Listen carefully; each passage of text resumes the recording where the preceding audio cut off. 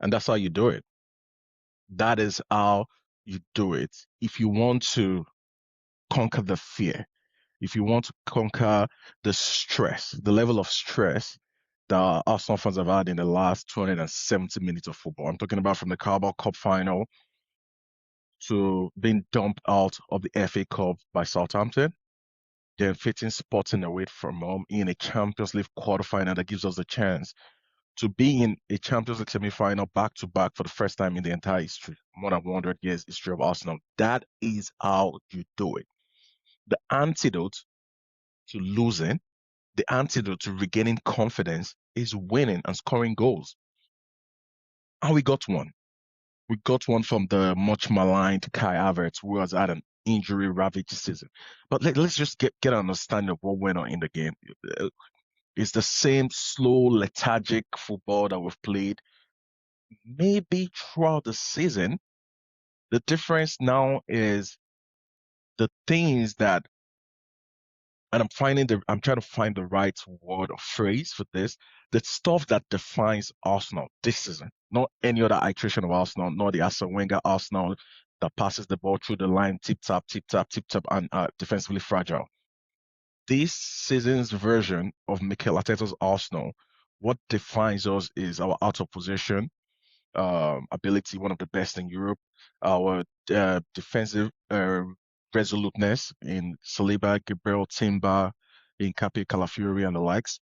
The midfield that sits in front of that defense that prevent anything from getting through, which is Zubimendi and Rice.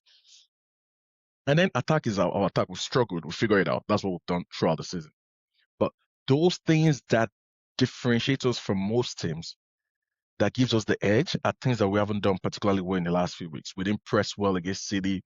We couldn't play out from the back because we didn't have Raya, which is a big lesson learned from Mikel, which he didn't learn the lesson against Southampton in the FA Cup. Right? We played well, we dominated possession, but there's still this inability to create. We're able to create 1v1 in the wing areas constantly. You're seeing Madueke, especially Madueke in the first half, was constantly against his opposition fullback, constantly driving at him. Did he get a lot of success? Maybe 50-50, but most wingers don't get a lot of success when it comes to 1v1. If you get me 50% of your 1v1 duels and you're putting decent balls in the box, you've done a good job. I think Madueke had a decent game.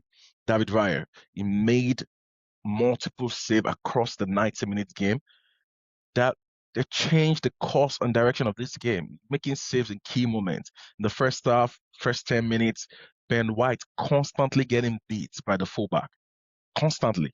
It's like they're playing to isolate Ben White against any fullback, and it just seems lost.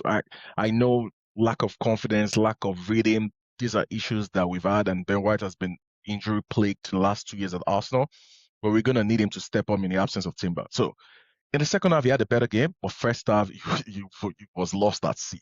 But Raya came to the party. He made the saves in the first half. And we controlled the game after then, really, essentially. They're going to have chances. The Sporting Lisbon, a big team in the quarterfinal of Champions League, they're going to have some moments. They're going to have some. I wasn't too particularly perturbed with the areas of the pitch where we gave them the ball. We felt safe. Then second half, Martin Zubimendi got the ball in net. Fantastic finish. One of the smoothest finish you will see this season. Well, Gyökeres was offside during the layoff. I can't blame Gyökeres, but he could have done better. But it is what it is. But Ødegaard, he has a lot of touches on the ball. You can even hear the commentators saying a lot of touches on the ball. But I can't have Rice covering in for Calafiori, doing all this defensive work. I can't have Zubimendi being extremely safe. It's almost like Zubimendi is even more safe on the ball than Rice these days. It's weird. I don't know what has changed in the last few months in terms of Zubimendi's game, but I haven't been impressed. But Ødegaard, let Rice and Zubimendi do the not taking any risk. They're defensive midfielders or whatever kind of midfielders they are. Their job is to make sure we don't concede. You have to take the risk.